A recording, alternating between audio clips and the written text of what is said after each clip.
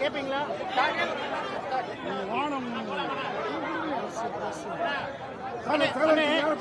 எல்லா கேள்விகளுக்கு பதில் சொல்றோம். ஒருத்தரா கேளுங்க, சத்தம் போட்டு பேச.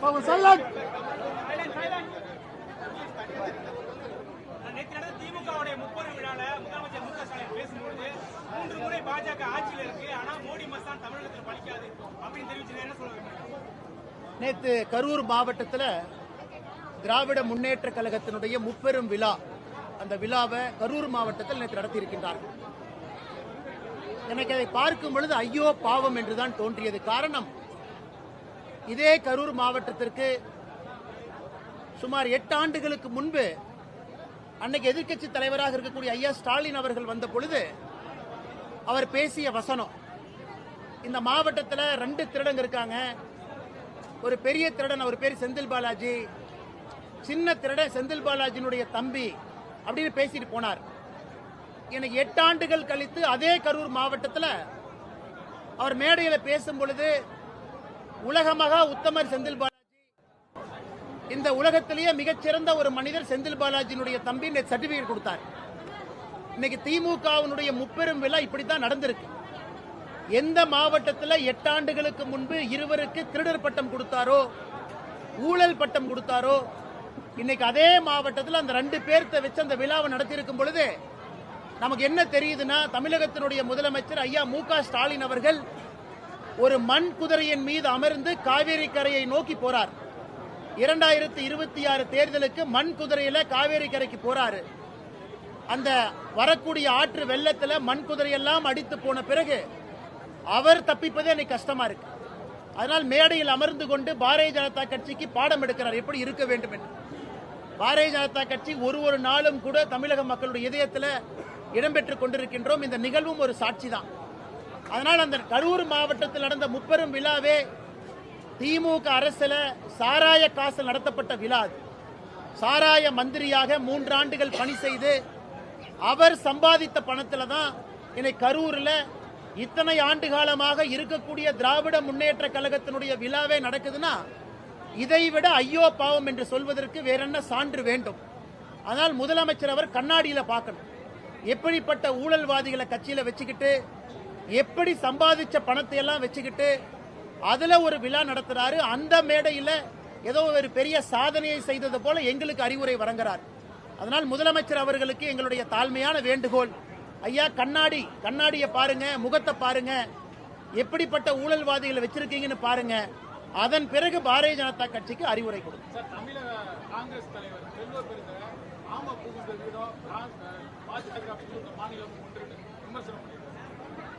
ஆனா காங்கிரஸ் தலைவர் அண்ணன் செல்வ பெருந்தகை அவர்கள் ஒரு விஷயத்தை புரிஞ்சுக்கணும். இன்னைக்கு திமுகவுக்கு எடுபடியாக தமிழகத்தில் ஒரு கட்சி இருக்குன்னா காங்கிரஸ் கட்சி. அந்த காங்கிரஸ் கட்சியினுடைய பெயரை தமிழக எடுபடி கட்சின்னு மாத்திரலாம். ஏன்னா திமுகவுக்கு எடுபடி செய்வதற்காக மட்டும்தான் ஒரு கட்சி. இன்னைக்கு பாரதிய ஜனதா கட்சி ஒரு மாநிலத்திலும் புதிய மாநிலத்தில் ஆட்சிக்கு வந்துகிட்டே இருக்கிறோம். வடகிழக்குல எல்லா மாநிலத்திலும் ஆட்சியில் இருக்கிற ஒரு மாநிலத்தை தவிர புதிதாக ஒரிசா மாநிலத்துக்கு ஆட்சியில் இருக்கும். தொடர்ந்து ஒரு முறை அல்ல, 2 முறை அல்ல, பல முறை குஜராத்தில், மத்திய பிரதேசில், ராஜஸ்தான்ல ஆட்சியில் இருக்கும். ஜம்மு அண்ட் காஷ்மீர் இதற்கு முன்பு ஆட்சியில் இருந்திருக்கின்றோம். கர்நாடகாவில் ஆட்சியில் இருந்திருக்கிறோம். புதுச்சேரியில கூட்டணி ஆட்சியில் இருக்கிறோம். ஆனால் இன்னைக்கு செல்வ பெருந்தகை அவர்கள் காங்கிரஸ் கட்சி எத்தனை இடத்துல ஆட்சியில் இருக்குன்னு கேட்கணும். அடுத்து வரக்கூடிய பீகார் தேர்தலிலும் நம்ம கூட்டணி தான் ஆட்சிக்கு வரப்போகுது. ஆனால் திமுகவுக்கு எடுபடியாக ஒரு கட்சி தமிழ்நாட்டில் காங்கிரஸ் இருக்கு. இன்னைக்கு காங்கிரஸ் கட்சி வைத்தறிச்சல்ல பாரதிய ஜனதா கட்சியை பார்த்து அப்படி இப்படிங்கிறாங்க. ஆனால் செல்வ பெருந்தகை அவர்களுக்கும் இதே அறிவுரை தான். ஐயா ஸ்டாலின் அவர்கள் கண்ணாடி பார்க்கும்போது நீங்களும் பக்கத்துல இருந்து எட்டி பாருங்க, அதுல உங்க முகம் தெரியும். உங்க கட்சி இன்னைக்கு அதல பாதாளத்துல தமிழ்நாட்டில் எங்க இருக்குன்னு உங்களுக்கே தெரியும். கட்சியே இல்லாம தலைவர்கள் இருக்கின்ற ஒரு கட்சியாக காங்கிரஸ் கட்சி மாறிடுச்சு. எனக்கு அவர்களும் துரதிருஷ்டவசமா அறிவுரை கொடுக்கறாங்க. இதை விட நாம் என்ன சொல்றதுங்க ஐயா? மேடம் வர்றேன்.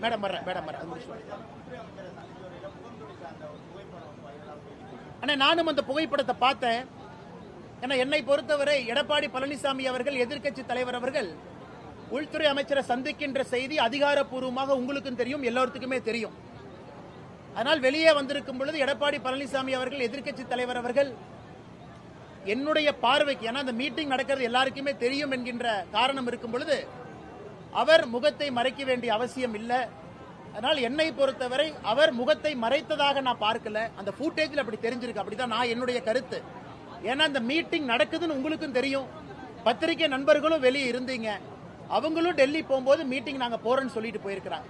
அதனால் மறைக்க வேண்டிய அவசியம் இல்லை. அது காட்சி ஊடகத்தில் அந்த ஃப்ரேம் வரும்பொழுது அப்படி தெரிந்ததாகத்தான் நான் பார்க்கின்றேன்.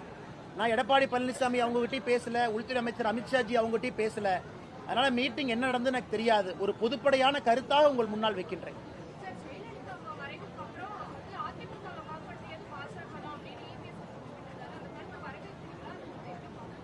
அந்த கருத்தை நான் வரவேற்கிறேன் மேடம். ஏன்னா அது சரித்திர உண்மை. அது இதில் மறைத்து பேசுவதற்கான எதுவுமே இல்லை இதில்.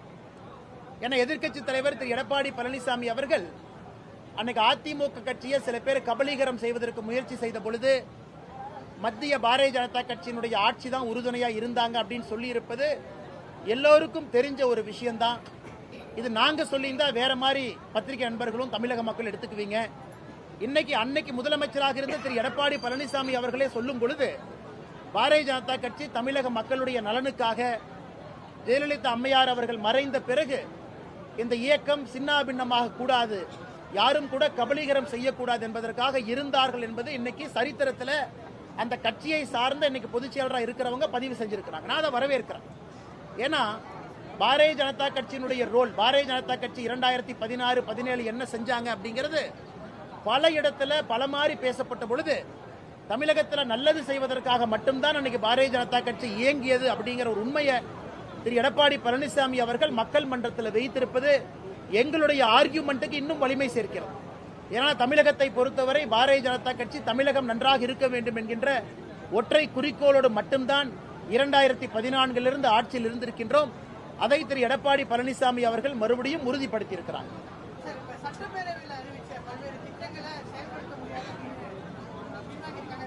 ஆனா இன்னைக்கு சட்டப்பேரவையில் ஒரு அரசு திட்டத்தை அறிவிக்கும் பொழுதே சாதாரணமா அறிவிக்க மாட்டாங்க. அந்த துறையினுடைய செயலாளர் அந்த திட்டம் பாலிசி நோட் அதையெல்லாம் பார்த்து தயார் செய்த பிறகு சட்டமன்றத்துக்குள்ள மக்கள் சபையில ஒரு மந்திரி பெருமகன் எந்திரிச்சு நாங்க இந்த திட்டத்தை அறிவிக்கிறோம் சொன்னாங்கன்னா it's a word of the government. ஒரு வேர்ட் ஆஃப் த கவர்மெண்ட் எவ்வளவு பவர்னாங்கன்னா ஒரு 100 ரூபாய் 200 ரூபாய் தாளை அச்சடித்தா அந்த தாளுக்கு என்ன மரியாதை இருக்கும். ஏன்னா அரசனுடைய வாக்கு. ஒரு 100 ரூபாய் நோட்டை அடித்த பிறகு நாங்க அடிக்கலின்னு சொல்ல முடியாது. அதனால மக்கள் மன்றத்தில் மந்திரி பெருமக்கள் எந்திரிச்சு இந்த திட்டத்தை கொண்டு வருகின்றோம் என்று அறிவித்த பிறகு எனக்கு 256 திட்டங்களை திராவிட முன்னேற்ற கழகத்தினுடைய அரசு எங்களால் செயல்படுத்த முடியாது, நாங்க இதை வாபஸ் வாங்கிக்கிறோம் சொல்றாங்கன்னா இந்த அரசு எப்படி நடந்து கொண்டிருக்கிறது என்பதற்கு இது ஒரு உதாரணம். அரசு தான் கொடுத்த வாக்கையே காப்பாற்ற முடியலனா எதற்காக அரசு கட்டில் அமர்ந்திருக்கின்றார்? அதுவும் சட்டமன்றத்தில் கொடுத்த வாக்கு, தேர்தல் பிரச்சாரத்தில் கொடுத்த வாக்கு கிடையாது. பொதுப்படையாக பத்திரிகை நண்பர்கள் முன்பு கொடுத்த வாக்கு கிடையாது. அரசியல் மேடையில கொடுத்த வாக்கு இல்ல. சட்டமன்றத்தில் அந்த துறையினுடைய செயலாளர் அவங்க ஒப்பிகையெல்லாம் வாங்கி அந்த துறையினுடைய அமைச்சர் சபாநாயகர் முன்பு எதிர்க்கட்சி தலைவர் எதிர்க்கட்சி எம்எல்ஏக்கள் எல்லா எம்எல்ஏக்கள் இருக்கும் பொழுது அவங்க முன்னாடி சொன்ன வாக்கு என்பது ஜிஓ கவர்மெண்ட் கெசட்ல போடப்பட்டது.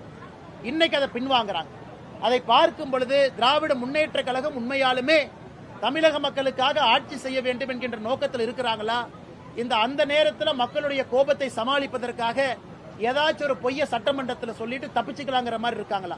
இன்னைக்கு 256 சட்டப்பேரவையில் அறிவித்த திட்டங்களை வாபஸ் பெறுவதை நாங்கள் கண்டிக்கின்றோம். அதை முதலமைச்சர் அவர்கள் வாபஸ் பெறுவதை திரும்ப பெற்று அந்த 256 திட்டங்களையும் அவங்க செயல்படுத்தக்கூடிய மற்ற திட்டங்களோடு இதையும் செயல்படுத்த வேண்டும் என்பது எங்களுடைய கோரிக்கை. சுற்றுப்பயணத்தில் பல்வேறு இடங்கள் செல்லும்போது சரியான முறையில் அனுமதி வழங்குகிற குற்றச்சாட்டுமே வைக்கிறாங்க. காவல்துறை ஆளுங்கட்சிக்கு அனுமதி வழங்குது, ஆனால் எங்களுக்கு அனுமதி வழங்க மாட்டேங்குது தொடர்ந்து வச்சுட்டு கடுமையான கூட்டம் வரும்போது மக்களுக்கு பாதிப்பு ஏற்படுது. அண்ணா, திரு விஜய் அவர்களுடைய சுற்றுப்பயணத்தை பொறுத்தவரை அதிகமாக கூட்டம் வர்றாங்க கூட்டம் வரல அப்படிங்கிறது ரெண்டாவது கருத்துங்கண்ணா. ஏன்னா மக்கள் இன்னைக்கு காட்சி ஊடகத்தை அவ்வளவு பாக்குறாங்க, நேரில் வர்றாங்க, கூட்டம் வந்தால் சந்தோஷம்தான். ஆனா வரக்கூடிய கூட்டம் எந்த விதமான பொது சொத்துக்கும் ஒரு பிரச்சனை ஏற்படுத்தாம ஒரு பப்ளிக் ப்ராப்பர்ட்டியை டேமேஜ் பண்ணாம அமைதியான முறையில் வந்து கேட்டுவிட்டு செல்வதை நம்ம எல்லோரும் வரவேற்கணும். இன்னைக்கு தூத்துக்குடியில அவங்க அடுத்த கட்ட பயணத்திற்கு அனுமதி கோரிய பொழுது அந்த காவல்துறையினுடைய அதிகாரிகள்லாம் திருச்சியில் ஏற்பட்டிருக்கக்கூடிய பொது சொத்தினுடைய சேதத்தை சொல்லியிருக்கிறாங்க. அதெல்லாம் இங்கே நடத்தப்படக்கூடாது என்று. அதனால் இது 2 பேர்த்துக்கும் பொறுப்பு இருக்கு. விஜய் அவர்களுடைய கட்சிக்கும் பொறுப்பு இருக்கு, வரக்கூடிய கூட்டத்தை கட்டுக்கோப்பாக கொண்டு வந்து பொதுமக்களுக்கு இடையூறு ஏற்படுத்தாமல். அதே போல அரசுக்கும் ஒரு பொறுப்பு இருக்கு. ஏன்னா இன்னைக்கு ஒரு குறிப்பிட்ட நேரத்தில் அவங்க பர்மிஷன் கேட்கறாங்க, சனிக்கிழமை ஞாயிற்றுக்கிழமைன்னு கேட்கறாங்க. அதை கொடுப்பதற்கான முயற்சியில் அரசு இறங்கணும். இதுல பர்மிஷன் கொடுக்கல எல்லா கட்சிக்கும் இதே பிரச்சனை தான். பாரதிய ஜனதா கட்சிக்கு என்ன பர்மிஷன் கொடுத்துறாங்களா? ஒரு அரசியல் கட்சியாக வளர வேண்டும் என்றால் இதையெல்லாம் சமாளிச்சாத்தானே ஆட்சிக்கே வர முடியும், இதையெல்லாம் சமாளிச்சாத்தானே ஜெயிக்க முடியும். இதை சமாளிப்பதற்கே விஜய் அவர்களுடைய கட்சி குட்டிக்கரணம் போட்டுட்டு இருக்காங்க. தொடர்ந்து அரசின் மீது ஒரு வழக்கு சொல்றாங்க அப்படின்னா அவர்கள் எந்த அளவுக்கு தன்னை தயார்படுத்திக் கொண்டிருக்கின்றார்கள் என்பது நமக்கு தெரியுது. அதனால் என்னை பொறுத்தவரை விஜய் அவர்களுடைய கட்சி அடுத்த கட்டம் செல்ல வேண்டும் என்றால் இதையெல்லாம் சமாளிச்சு தான் அவங்க வளரணும். அதனால அவங்களுடைய கூட்டத்தை அவங்க நடத்தணும். பொதுமக்களுக்கு பிரச்சனை இல்லாம, பொது இடத்துல பப்ளிக் சொத்துக்கு பிரச்சனை இல்லாம அவங்களுடைய கூட்டம் நடத்தப்பட வேண்டும்.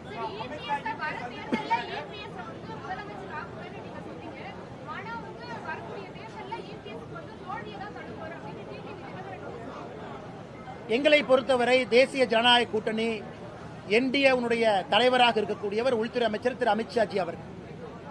உங்களுக்கு தெரியும் 2014 என்டிஏவுடைய தலைவராக இருக்கிறாங்க. அவர் தலைமையில் இந்த கூட்டணி உருவான பொழுது அமித்ஷா அவர்கள் கொடுத்திருக்கக்கூடிய வாக்குறுதி, தமிழகத்தில் என்டிஏவுடைய முதலமைச்சர் வேட்பாளராக இன்றைய எதிர்க்கட்சி தலைவர் திரு எடப்பாடி பழனிசாமி அவர்கள் இருப்பார்கள். அப்படிங்கும் பொழுது எங்களுடைய ஒற்றை நோக்கம் கடினமாக உழைத்து நாங்கள் கொடுத்திருக்கக்கூடிய வாக்கின் அடிப்படையில் திரு எடப்பாடி பழனிசாமி அவர்களை முதலமைச்சர் ஆக்குவதற்கு பாரதிய ஜனதா கட்சியினுடைய தொண்டர்கள் பாடுபடுவார்கள். ஏன்னா வாக்கு நம்ம கொடுத்திருக்கோம், எங்களுடைய தலைவர் கொடுத்திருக்கிறார். அதற்கான எல்லா முயற்சியும் எடுத்துக்கிட்டு வர்றோம். இங்க நடத்தப்படக்கூடிய கூட்டம் எல்லாமே வாக்குகளாக தேசிய ஜனநாயக கூட்டணிக்கு மாறணும். அந்த தேசிய ஜனநாயக கூட்டணிக்கு வாக்குகளாக மாறுவது முக்கியம் இல்ல, முதலமைச்சராக அந்த வாக்கு யாருக்கு போகணுங்கிறதா முக்கியம். அதுவும் சரியான நபருக்கு செல்லணும், அதுவும் எடப்பாடி பழனிசாமி அவர்களுக்கு செல்ல வேண்டும் என்று பாரதிய ஜனதா கட்சியினுடைய தொண்டர்கள் உழைக்கிறாங்க. இதை நான் வெளிப்படையாக சொல்ல முடியும். மற்றபடி ஒரு தலைவர் ஒரு கருத்தை சொல்றாங்க, அது அவர்களுடைய கருத்தாக நான் பார்க்கின்றேன்.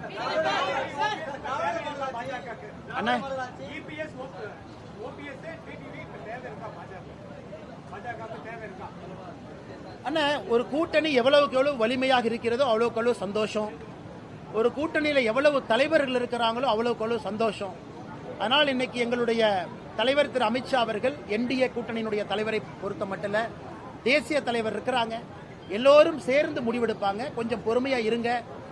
நானும் அண்ணன் டிடிவி அவங்ககிட்ட தொலைபேசியில சில நாட்களுக்கு முன்பு பேச பொழுது சென்னை வந்தவுடன் சந்திப்போம் என்று சொல்லியிருந்தார்கள். இப்ப சென்னை வந்திருக்கிறாங்க சுற்றுப்பயணம் முடிச்சுட்டு. நானும் ஒரு நாட்கள் அண்ணன் டிடிவி அவர்களை நேரில் சந்திப்பதாக இருக்கின்றேன், ஒரு நட்பின் அடிப்படையில். ஆனால் அண்ணன் டிடிவி அவங்ககிட்ட மறுபடியும் நான் வலியுறுத்துவதாக இருக்கின்றேன் தமிழகத்தினுடைய நலனுக்காக. அதனால் அண்ணன் நேரில் பார்த்துட்டு நான் உங்கள்கிட்ட பேசும்பொழுது மறுபடியும் நான் பேசுறேன்.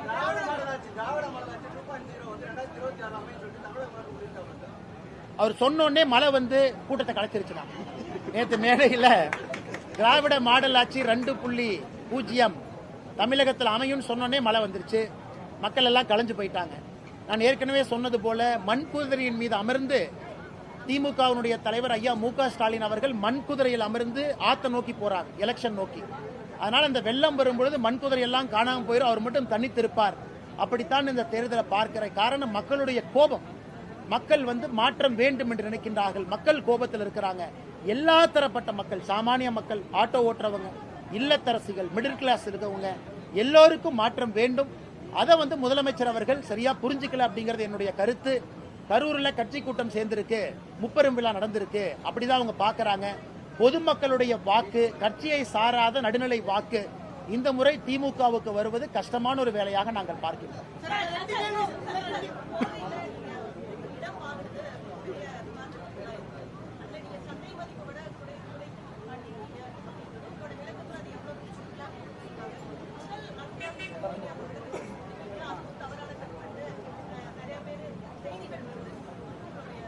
தமிழ்நாட்டில் ஒரு இளிச்சவாய் இருக்கா, அந்த இளிச்சவாயம் பேர் என்ன? அண்ணாமலை. ஏன் அண்ணாமலை இளிச்சவாய் அண்ணாமலைனா, எம்எல்ஏ கிடையாது, எம்பி கிடையாது, பஞ்சாயத்து தலைவர் கிடையாது, மக்களுடைய வரி பணத்தில் ₹1 எனக்கு சம்பளம் கிடையாது. ஆனால் வருஷம் நான் பேங்க் அக்கௌண்ட் ஸ்டேட்மெண்ட்டை ரிலீஸ் பண்ணுவேன். இங்கே பாருங்க, 10 வருஷம் பேங்க் அக்கௌண்ட்டை பார்த்துக்குங்க, எல்லாத்தையும் பார்த்துக்குங்க, ஸ்விக்கி ஜொமேட்டோ என்னென்ன வாங்கியிருக்கேன்னு பாருங்க. அது ஒரு பக்கம். நான் சொந்தமாக நான் சம்பாரிச்சு ஒரு விவசாய நிலம் வாங்கினாலும் நான் மட்டும் எக்ஸ்பிளனேஷன் கொடுக்கணும். இன்னைக்கு நீங்க ஆர்டிஐல போட்டவே தெரியும் சகோதரி அவர்களே, என்னுடைய பட்டான் என்னலாம் உங்களுக்கு தெரியும், நான் அதை மறுக்கல. சந்தை மதிப்பை விட மார்க்கெட் ரேட் என்ன இருக்கோ அதை விட அதிகமான ரேட்டுக்கு அந்த லேண்டை அதிகாரப்பூர்வமாக வாங்கியிருக்கோம். அரசுக்கு வரியும் கட்டியிருக்கோம். எதற்கு? இயற்கை விவசாயம் செய்ய வேண்டும் என்கின்ற ஒற்றை நோக்கம். அடுத்த 5 வருஷம் நீங்க என்னை பார்க்கத்தான் போறீங்க, விவசாயம் பண்றேன்னா விவசாயம் பண்ணலையான்னு, இயற்கை விவசாயம் இருக்கிறனால. ஆனால் இன்னைக்கு தமிழ்நாட்டில் நான் ஒரு அரசியல்வாதி தான் உண்மையை சொல்ல வேண்டும் என்றால், மக்களுடைய வரி பணத்தில் 1 ரூபா வாங்காம, 1 ரூபா மக்களுடைய வரி பணத்தில் சம்பளமா வாங்காம, நான் மட்டும் 6 மாசத்துக்கு ஒருக்கா என்னை பாருங்க இதான் செய்யறேன், என்னை பாருங்க இதான் செய்யறேன். அதனால இழிச்ச வாயினால நான் என்னங்க? இதுல எதிர்க்கட்சி நண்பர்கள் எல்லாம் சொல்றாங்க, அண்ணே அப்ப நீ லேண்ட் வாங்கியிருக்கிற, யாரு பணம் கொடுத்தா? ஏன் நான் சம்பாதிச்சேன், நான் சம்பாதிக்க கூடாதா? நான் இருக்கின்றேன், மனைவி இருக்கிறாங்க, குடும்பம் இருக்கிறாங்க, நாங்களாம் ரோட்ல சும்மாவா உட்கார்ந்து இருக்கிறோம்? எங்களுக்குன்னு வேலை இருக்கு, செஞ்சுக்கிட்டு இருக்கிறோம், மக்கள் பணியை செய்யறோம், அரசியல் செஞ்சுக்கிட்டு இருக்கோம். இருந்தும் எதற்காக வெளிப்படையா நான் இருக்கிறேன்னா, நம்ம நம்பி இருப்பவர்கள் புரிந்து கொள்ள வேண்டும் நான் என்ன செய்யறேன். அரசியலும் பண்றாரு, இந்த வேலையும் செய்யறாரு. அப்பப்ப குறிப்புகள் கொடுக்கறேன். இன்னைக்கு திமுக இருக்கு, டிவிஎஸ்சி இருக்கு, அவங்க கையில ரெவென்யூ டிபார்ட்மெண்ட் இருக்கு, அவங்க கையில தாசில்தார் இருக்கிறாங்க. சோதனை பண்ண சொல்லுங்க. மார்க்கெட் ரேட் என்ன, என்ன ரேட்டுக்கு நம்ம ரெஜிஸ்டர் பண்ணிருக்கோம்னு கேட்க சொல்லுங்க. எவ்வளவு அரசுக்கு வரி கட்டி இருக்கின்றோம் அதையும் டிக்ளேர் பண்ண சொல்லுங்க. அதையெல்லாம் செய்யணும். எந்த வரி பணமும் மக்கள் பணமும் இல்லாம இவ்வளவு வெளிப்படைத்தன்மையாக நான் இருக்கின்றேன். என்னுடைய வங்கி கணக்கு 1 ஆண்டு 2 ஆண்டு அல்ல, 10 ஆண்டுகளுக்கான வங்கி கணக்கை போன ஆண்டு வெளியிட்டிருக்கேன். அடுத்த ஆண்டு என்னுடைய இன்கம் டாக்ஸ் அதை வெளியிடுவேன் எலெக்ஷன் நேரத்தில், அதிலையும் மக்கள் பார்க்கறான். இன்னைக்கு நான் 3.5 கோடி ரூபாய் கடனாளியா இருக்கேன், அதையும் பேச மாட்டாங்க. கடனும் வாங்கி இருக்கேன், கடனுக்கு வட்டியும் கட்டுறேன், அந்த வட்டியை வைத்து என் தொழில் நடத்துறேன், பொழப்ப நடத்துறேன். 3.5 கோடி ரூபாய் கடன் ஒரு மனுஷனுக்கு இருக்கு. ஒரு மனுஷன் வங்கி கணக்கை வெளியிடுறான், ஒரு மனுஷன் மக்களுடைய வரி பணத்தை வாழல. இதை தாண்டியும் நாங்க மட்டும்தான் எங்க நேர்மையை நிரூபிச்சுக்கிட்டே இருக்கணும். காமராஜர் ஐயா நிரூபிக்கணும், காமராஜர் ஐயாவுடைய கால் தூசிக்கு சமமாக இருக்கக்கூடிய நான் நிரூபிக்கணும், நாங்கெல்லாம் நிரூபிக்கணும், மற்றவங்க யாரும் நிரூபிக்கவே மாட்டாங்க. இதான் தமிழக அரசியலுடைய தூரதிருஷ்டம். ஏன்னா நாங்க நேர்மையா இருக்கிறனால யார் சொல்வதற்கு முன்பும் நாங்கள் இதயத்தை திறந்து காட்டுறோம், இதான் நாங்க அப்படின்னு. ஆனா மற்றவங்களுக்கு இது பொருந்தாது, பரவாயில்ல. ஒரு நாள் தமிழகத்தில் அந்த நாளும் நேரமும் வரும். அரசியல் யார் வந்தாலும் கூட திறந்த கண்ணாடியாக இருக்கணும். நாங்க இன்னைக்கு திறந்த கண்ணாடியா இருக்கோம். இதே மக்களுடைய வரி பணத்துல சம்பளமாக நாங்கள் வாங்கும் பொழுது இதை விட 100 மடங்கு இன்னும் வெளிப்படையாக இருப்போம். அது தமிழகத்தினுடைய அரசியல் ஒரு புரட்சியாக இருக்கும். அந்த காலம் வரும், வரும் பொழுது நாங்கள் செய்து காட்டுவோம்.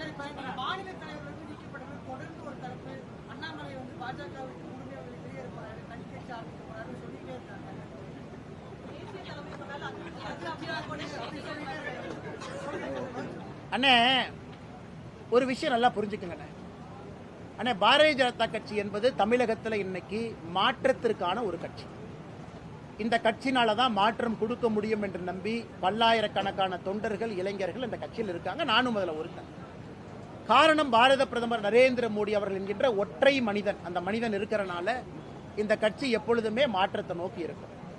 இல்லத்தில் இருக்கிற டெங்கு காய்ச்சல் என்னை பார்க்கறதுக்கு BL சந்தோஷ் அவர்கள் இல்லத்துல எங்கிட்ட வந்து பார்த்துட்டு ஒரு காஃபி சாப்பிட்டு, தம்பி நல்லா இருக்கியா அப்படின்னு கேட்டுட்டு போனா உடனே செய்தி போடுறீங்க, அண்ணாமலை அதிருப்தி, BL சந்தோஷ் இல்லத்துக்கு போய் கூட்டிட்டு வந்தாங்க.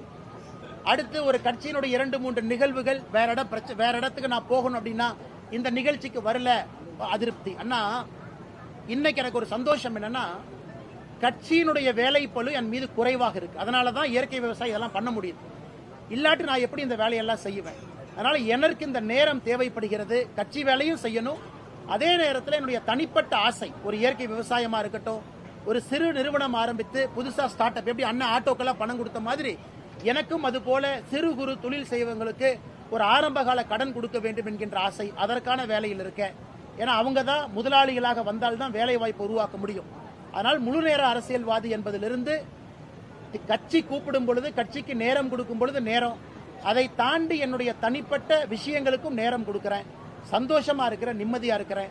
அதனால் ஆப்பிளையும் ஆரஞ்சையும் மாம்பழத்தையும் எல்லாத்தையும் சேர்த்து கலந்து ஒரு ஜூஸ் அடிச்சு புதுசா அந்த ஜூஸை விற்க வேண்டாம். நான் பாரதிய ஜனதா கட்சியில தொண்டனாக பெருமையோடு பயணித்துக் கொண்டிருக்கிறேன்.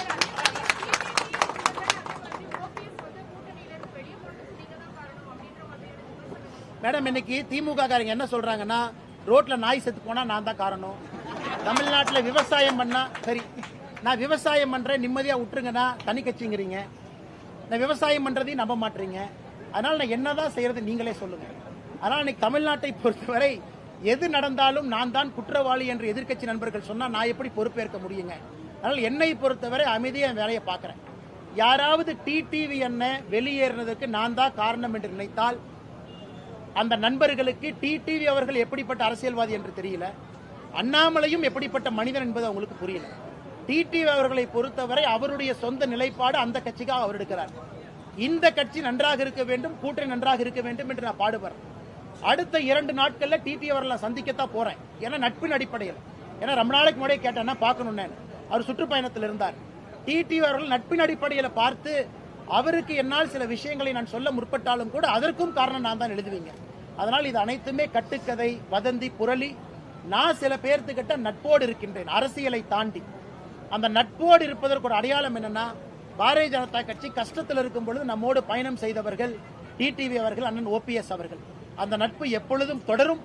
அவர்களுடைய அரசியல் நிலைப்பாடு வேறாக இருந்தாலும் கூட எங்களுக்குள்ள இருக்கக்கூடிய நட்புல எந்த மாற்றம் வராது. அதையும் அரசியலையும் குழப்பிக் கொள்ள வேண்டாம். அண்ணா ஓபிஎஸ் அண்ணா எப்பவுமே பாப்பங்கன்னா, ஓபிஎஸ் அண்ணா எப்பவும் அடிக்கடி பாக்குறதா, கண்டிப்பா ஓபிஎஸ் அண்ணையும் பார்ப்பேன். அரசியல் வேறு, கூட்டணி வேறு, நட்பு வேறு. பார்க்கும் பொழுது என்னுடைய கருத்தை நான் சொல்ல போறேன், அவங்க கருத்தை அவங்க சொல்ல போறாங்க. இது ஒரு ஆரோக்கியமான அரசியலை தான் பாக்குறேன். இன்னைக்கு கூட்டணியில் இல்ல, நான் கையெழுத்து கும்பிட மாட்டேன், வணக்கம்னு சொல்ல மாட்டேன், நான் பார்க்க மாட்டேன்னா எப்படிப்பட்ட அரசியல்வாதி நாங்க? காற்று மாறும், காலம் மாறும், என்ன வேணாலும் நடக்கலாம். அதனால என்னை பொறுத்தவரை அந்த நட்பு முக்கியம் என்று நினைக்கக்கூடிய மனிதன் நான். தொடர்ந்து அந்த நிலம் வாங்கின பிரச்சனையை பாஜகவில் நீக்கப்பட்ட ஒருவர் தான் தொடர்ந்து சமூக வலைதளங்களில் தவறான செய்தி. அண்ணா இன்னைக்கு தலைவா நீங்க புரிஞ்சுக்கணும். அண்ணா தாமரைக்கணி என்ன நீங்க புரிஞ்சுக்கங்க, நான் என்னுடைய லைஃப்லயே அவதூறு வழக்கு போடக்கூடாது என்று நடக்கக்கூடிய அரசியல்வாதி. அவதூறு வழக்கு போட்டேன்னா 365 நாளும் 365 கோர்ட்டுக்கு நான் போகணும். காலையிலேருந்து நைட்டு வரைக்கும் தான் வேலை. ஏன்னா நம்முடைய வளர்ச்சி சில பேரோட கண்ணை உறுத்துது. பரவாயில்ல இருந்துட்டு போ. நம்மளை கெட்டவன் 4 பேர் சொன்னா நல்லவன் 40 பேர் சொல்றாங்க. பரவாயில்ல இருந்துட்டு போங்க, நீங்களும் வாழுங்க, என்னையும் வாழ விடுங்க. அப்படித்தான் என்னுடைய வாழ்க்கை. நம்மை பார்த்து இன்னைக்கு பாருங்க, அண்ணாமலை எடுத்து திட்டினா அவங்களுக்கு கிடைக்கிற மீடியா மைலேஜ் என்னன்னு பாருங்க. அவங்க 10,000 நல்ல விஷயம் செஞ்சு 10,000 பேத்துக்கு சாப்பாடு போட்டு இந்த மாதிரி செஞ்சா கிடைக்காத மீடியா மைலேஜ், என்னைய பத்தி ஒரு நிமிஷம் திட்டுனா உங்களுக்கு அந்த மீடியா மைலேஜ் கிடைக்குது. அதையும் சந்தோஷமா பாக்குறேன். ஏன்னா அற்ப மனிதர்கள் சூரியனை பார்த்து குறைக்கிறனால தான் உங்களுக்கு அந்த மைலேஜ் கிடைக்குதுன்னா சந்தோஷமா இருந்துட்டு போங்க. எப்பொழுதும் எதையும் கடந்து செல்பவன் நான். அதனால குற்றம் சுமத்தவர்கள் சொல்லிக்கிட்டே தான் இருப்பாங்கன்னா அதுக்கு தான் நான் விளக்கம் கொடுத்தேன். ஒரு இழிச்சவாயினா நான் இருக்கேன். எந்த அரசு பணமும் இல்லாம என் வாழ்க்கையை வாழ்றக்கே நான் புத்தகம் மாதிரி திறந்து காட்டுறேன். அதனால் குறைப்பவர்கள் குறைக்கட்டும், வாழ்த்துபவர்கள் வாழ்த்தட்டும். பரவாயில்ல அண்ணே.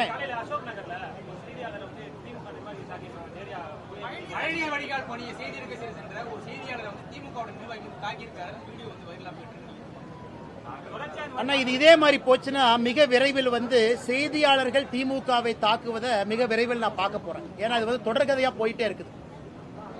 ஒரு செய்தியாளர் கண்ணியம் மிப்பவர், ஒரு அறவழியில் இருக்கிறவங்க, யாருக்கு தொந்தரவு கொடுக்க மாட்டாங்க அப்படிங்கிற ஒரே காரணத்திற்காக இன்னைக்கு செய்தித்துறை நண்பர்களை தமிழ்நாட்டில் ஒரு கட்சி தாக்குதுன்னா அது திமுக தான். எஃப்ஐஆரும் போட மாட்டாங்க, அதான் பஞ்சாயத்து. செய்தியாளர் மேல திரும்ப எஃப்ஐஆர் போட்டுருவாங்க, நீங்களும் ஹாஸ்பிட்டல் போய் படுத்துக்கணும். அதனால் மக்கள் இதெல்லாம் பார்த்து கொண்டிருக்கின்றார்கள். திரும்ப செய்தியாளர்கள் தாக்கக்கூடிய காலத்திற்கு தமிழகம் தள்ளப்படக்கூடாது என்பதுதான் என் வேண்டுதல். ஏன்னா கத்தி எடுக்கிற செய்தியாளர், பேனா புத்தி எடுக்கிற செய்தியாளரே கத்தி எடுத்தா என்ன ஆகும்னு யோசிச்சு பாருங்க. அதனால திரும்ப நீங்களும் 10 பேர் சேர்ந்து ஒரு திமுக காரன் அடிக்கிறக்கு ஒரு நிமிஷம் கூட ஆகாது. அந்த நேரத்திற்கு முதலமைச்சர் அனுமதிக்க கூடாது. அந்த கட்சி உறுப்பினர் மீது கடுமையான நடவடிக்கை எடுத்து இந்த 4ஆம் தூணோடு அரசு நிக்குதுன்னு காட்டணும். சும்மா மேடையில போய் மைக் எடுத்து பத்திரிகை துறை நண்பர்களே, சான்றோர்களே, ஆண்டோர்களேன்னு சொல்லாதீங்க. அதை செயல்ல காட்டுங்க, நடத்தியல காட்டுங்க. அது முதலமைச்சர் செய்வார் என்று நம்புவோம்.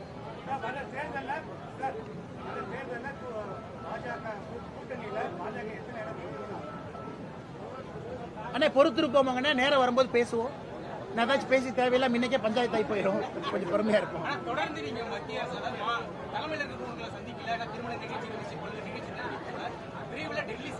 அண்ணா ஒரு நிமிஷம், நேத்து நான் தேசிய தலைவர் நட்டாஜி அவங்களோட தொலைபேசியில பேசினேன். போன வாரம் அமித்ஷாஜி அவர்களோட தொலைபேசியில பேசினேன். சந்தோஷ்ஜி அவர்கள் நேற்று இங்க சென்னையில் இருந்தாங்க, பேசினேன். அண்ணா, நேரில் போய் தான் சந்திக்கணும்னு அவசியம் இல்லைங்கன்னா, எங்களுடைய கருத்துக்கள் அவங்களுடைய கருத்துக்கள் தொலைபேசியில் தொடர்ந்து பேசிக்கிட்டு தானே இருக்கோம். டெல்லி போகும் பொழுது போவோம். டெங்கு காய்ச்சல்னால அண்ணன் சிபிஆர் அவருடைய பதவியேற்பு விழாவுக்கு போக முடியல, வாழ்த்து கடிதம் அனுப்பியிருந்தோம். கட்சியிலிருந்து நம்முடைய தலைவர்கள் எல்லாம் போனாங்க. டெல்லி போகும் பொழுது எல்லாத்தையும் பார்ப்போம். டெல்லி சும்மா டெல்லியிலேயே உட்கார்ந்து இருக்கணும், டெல்லியிலேயே தான் இருக்கணும்னா அப்புறம் தமிழ்நாட்டில் எதுக்கு நம்ம கட்சி நடத்துறோம்? தமிழ்நாட்டு மக்களுக்காக நடத்தப்படக்கூடிய கட்சி தேவை இருக்கும் பொழுது, அழைப்பு கொடுக்கும் பொழுது டெல்லி போய் பார்த்துட்டு வர்றோம். அதுக்கு காங்கிரஸ் கட்சி மாதிரி டெல்லியிலேயே டோரா போடக்கூடிய தலைவன் நான் கிடையாது. தமிழ்நாட்டு மக்களுக்காக உழைக்கின்றோம். டெல்லியில் இருக்கக்கூடிய தலைவர்கள் கைடு பண்றாங்க, வழி நடத்துறாங்க. எங்கெல்லாம் வார்க்கு கிடைக்கும் போது பார்ப்போம். அதுக்கு வார வாரம் நான் டெல்லி போகணும்னு நினைச்சா எப்படிங்கண்ணா?